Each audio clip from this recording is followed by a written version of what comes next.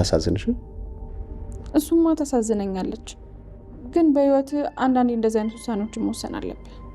ላላደርገው እችላለሁ እኮ፣ ግን ደግሞ ትክክለኛው ነገር ወፏን መግደል ነው። ስለዚህ ወፏን ትሰዋያታለሽ? አዎ። ስለዚህ እኔም አንቺን ልሰዋሻ?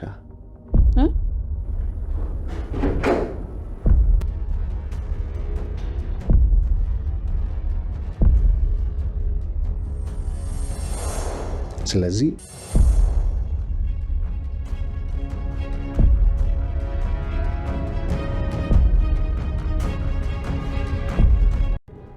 እናትና አባቴን አንተን የገደልከው ደምን እስከማፈሰው ድረስ መጠበቅ አልቻልኩም። ግን በቀላሉ እንድትሞት አላረግም። ሁለታችሁንም አሰቃይቼ ሞታችሁን እንድትናፍቁ ነው ማደርገው። ልጅህ አንተን ፈልጎ መጥቷል።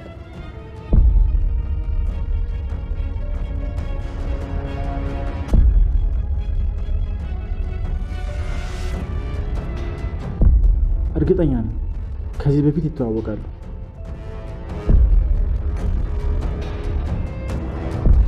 ኧረ አላውቀውም። እንዴት ላውቀው እችላለሁ? ለማንኛውም ተዋወቀው፣ ልጅህ ነው። እሺ። ጆና ብሌን ተፋጠጡ። እውነታው ፈነዳ። ይህ ልጅ የደበቀው ነገር አለ። አስቦበትና አቅዶበት የመጣው ጉዳይ አለ እንጂ በጭራሽ የተጠናና የተሸመደደ ቃላቶችን ነው የሚናገረው። የባህሉ ልጅ አይደለም እያለ ሳሚ ደጋግሞ አይኗን እንድትገልጽ፣ ከእንቅልፏ እንድትነቃ፣ ከቅዠቷ እንድትባትት ቢነግራትም ሰላም አሁን ሽወዳውን እንደቀጠለ ነው።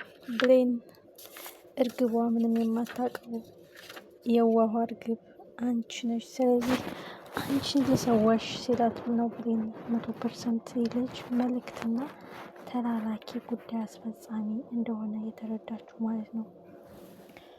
በኃይሉና ጆ ተፋጠጡ። እጅግ የሚገርመውና እጅግ የሚደንቀው ጉዳይ ይህ ምን አይነት ሚስጥር ነው? ምንም አይነት ግንኙነት ባይኖራቸው፣ ምንም አይነት ሚስጥር ባይኖራቸው ቀጥታ ሲገናኙ የሚያሳዩት ሪያክት አለ። ሰላም አሁንም እየተሸወርሽ ነው ብሎ ሳሚ ለማስረዳት ቢሞክርም ወይዘሮ ሰላም እንግዲህ ልጅህ ነው፣ እመን፣ አምነ ተቀበል፣ አስረግዘ የጠፋህ እናቱን ያሰቃየህ ልጁን ደግሞ አትክፈው ስትል እንግዲህ ወይዘሮ ሰላም ትርባለች። ለቀባሪ ማርዳቱን አልነገሩ። በጣም ያሳዝናል። ብሌን ግን አሁን ሁሉም ነገር ቁልጭ ብሎ ታውቋታል። ምክንያቱም አንዲት ምስኪን እርግብ ነበረች። እናት አባቶቼ የሚድኑት የእሷን ሰዎቼ ከእሷ ነው መድኃኒቱ። ምን ታረጊያለሽ በእኔ ቦታ ብትሆኚ? እርግቧን እንዳትገለያት ታሳዘንሻል። የታሪኩን አታውቅም። ግን ደግሞ እናትና አባትሽ ሊሞቱ ነው የሚል ነገር ብትሰሚ ምንድን ነው አማራጭሽ? ብሌንም እርግቧን መግደል ነው አማራጭ። በህይወት አንዳንድ ጊዜ ከባድ ውሳኔና ከባድ ሪስክ የሚወስዱ ጥያቄዎች አሉ። ስለዚህ እርግቧን ምንም ባታውቅም እነሱን ለማዳን ከሆነ እነሱን መሰዋት ከምችል እሷን ብገላት ስትለው ነው። ስለዚህ አንቺን ልግደልሽ ሲላን የገባት። ይህ ማለት በኃይሉ የሚሄድበት ርቀት፣ የሚያሴረው ሴራ፣ የሚያጠምደው ወጥመድ ምን ያህል እንደረቀቀ ብሌን ገብቷታል።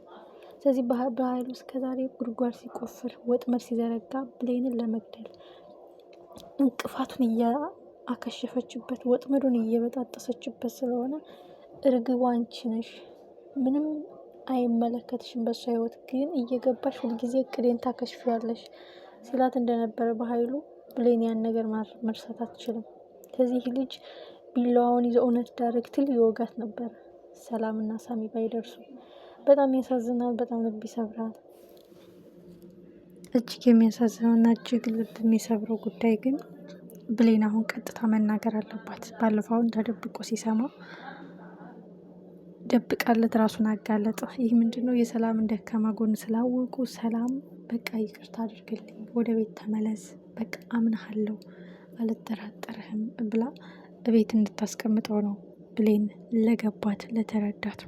አሁን ግን ብሌን ይህን ጉዳይ መናገር አለባት። እንደዚህ ብሎ እኮ አለኝ፣ ምስኪኗን እርግብ ልሰዋት ነው፣ እሷን ግደላት ካልሽኝ አንቺን ነው የምገልሽ ብሎ አለኝ እኮ ብላ መናገር አለባት የሚል ግምት አለኝ። በጣም ነው የደነገጠችው፣ በጣም ነው የተጠራጠረችው። እንዴት ብላ እያየችው እንደወጣች አይተናል። ስለዚህ ህይወታቸው አደጋ ውስጥ ወደ ሞት አቅጣጫ ሳይሄዱ እውነቱን መናገር አለባት ለሰላምና ለሳሚ። ሳሚ ጭራሽ በፍጹም የበኃይሉ ልጅ አይደለም። በጭራሽ አላምናቸውም። ሰላም ደጋግ የዘረጉት ወጥመድ እንግዲህ ድንገት ሳይገናኙ ሳይቀጣጠሩ ማገናኘት ነበር እቅዳቸው። ሲጀምር በኃይሉ ስለላከው በድብቅም ሊያወሩ ይችላሉ። አባትና ልጅ ሊያገናኙ ነው፣ እንደዚህ በቃ ሪያክት አድርግ የሚል ነገር ሊናገረው ይችላል። እና በጣም የሚያሳዝነው እና ልብ የሚሰብረው ጉዳይ ሳሚ ስልኩን ሪከርድ አድርጎ ደብቅ አድርጎ አስቀምጦት ከሆነ በጣም አሪፍ ነገር ነው። ምክንያቱም ያለ ምክንያት እንውጣላቸው ካሉ ምን ያውሩ ምን ይነጋገሩ የሚያውቁት ጉዳይ የለም። የሆነ የደበቀው ነገር ካለ ሳሚ ምናልባት ስልኩን ሪከርደር አድርጎ አስቀምጦት ከሆነ ደብቅ አድርጎ። ብሌን ግን 100% ገብቷታል ይህ ልጅ የበኃይሉ ልጅ እንደሆነ። ይህ ልጅ የበኃይሉ የወለደው ልጅ ሳይሆን በኃይሉ እነ ሰላምን እነ ሳሚን እነ ብሌን በአንድ ያጥቃልኝ ግደልልኝ ብሎ በልጁ አስታኮ እንደላከው 100% እርግጠኛ ናት። እንግዲህ ሰላም በጥርጣሬ ያየችው ፎቶ በእናቱ ፎቶ ቀይሮታል። ይህም እነዛን ሰዎች ብታያቸው እነማን ናቸው፣ ምንድን ናቸው፣ ወዴት ናቸው ልትል ትችላለች፣ ልታውቃቸውም ትችላለች። ምክንያቱም የበኃይሉ የቅርብ ጓደኛ ማለት ሰላም አታውቀውም ማለት አይቻልም። ስለዚህ ሰላምን እየሸወዷት ነው። ሳሚ ግን በጭራሽ እኔን አሸወዱኝ በማለት እንግዲህ በጥርጣሬ ውስጥ ነው ያለው። አሁን መረጃና ማስረጃ ነው እየፈለጉ ያሉት። በትክክል ከዚህ ቤት እንውጣላቸው እነሱ ያውሩ ብሎ ካለ ሳሚ በእርግጠኝነት የሆነ ነገር አስቀምጧል፣ የሚቀዳ ነገር። እነሱ ደግሞ እንደ አባትና እንደ ልጅ ሪያክቱን ትተው እቅዳቸውና ወሬያቸውን ነው የሚያወሩት ማለት ነው 100%። ብሌን ግን ከዛ ቤት እንደወጣች እውነቱን መናገር አለባት። ያላትን፣ የተረዳችውን፣ የገባትን፣ የጠረጠረችውን በጣም ብዙ ነገር ካሳለፉት አንጻር ብዙ ነገር ማስረጃ አግኝታለች።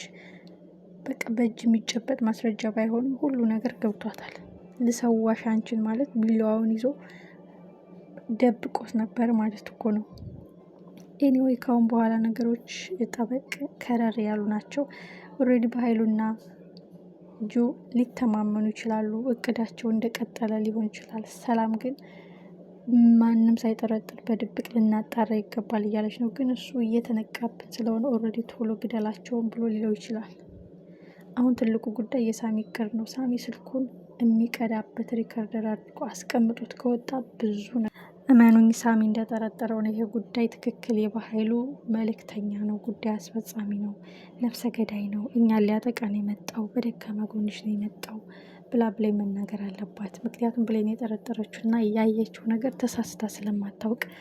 በሌላ በኩል ዳግም ነው። ዳግም እንግዲህ በስካሩና በልኩ በትዕቢተኝነቱ ከባድ ስህተት እየሰራ ነው። በእርግጥ ዳግምና ብሌን እስከ መጨረሻው ተለያይተው ብሌን የሳሚ ብትሆን ዳግም ደግሞ ቃልም ቢያገባ በጣም አሪፍ ነው። ብሌን ከቆረጠላት ብሌን እልክ ውስጥ ስላለች ነው። ዳግምም እልክ ውስጥ ግን በልክ ሳይሆን በፍቅር ሳሚን እርግፍ አድርጋ ትታ ከዳግም ጋር ሳይሆን ከሳሚ ጋር ብትሆን የብዙዎቻችን ምኞት ነው። ትልቁ ጉዳይ ግን ሳይገደሉ አይናቸውን የሚገልጥላቸው ሳሚ ትክክለኛ መረጃ አግኝቶ ይህን ሰውዬ ሌላ ስህተት ሳይሰራ ቀስቱን ወደ በኃይሉ መመለስ አለበት፣ ወደ በኃይሉ መወርወር አለበት። አሁን ጆ በቃ እልኩን የበቀል ጥሙን በቃ የስንት ዓመት ፍላጎቱን ለማሟላት ጫፍ ደርሷል። እሱን ከማድረግ ደግሞ ወደ ኋላ አይልም። ከጸጸት ላይ ሌላ ጸጸት ሳይጨምር ቢያንስ እውነቱን ቢያውቅ የእናት አባቱ ገዳይ በኃይሉ እንደሆነ ቢነግሩት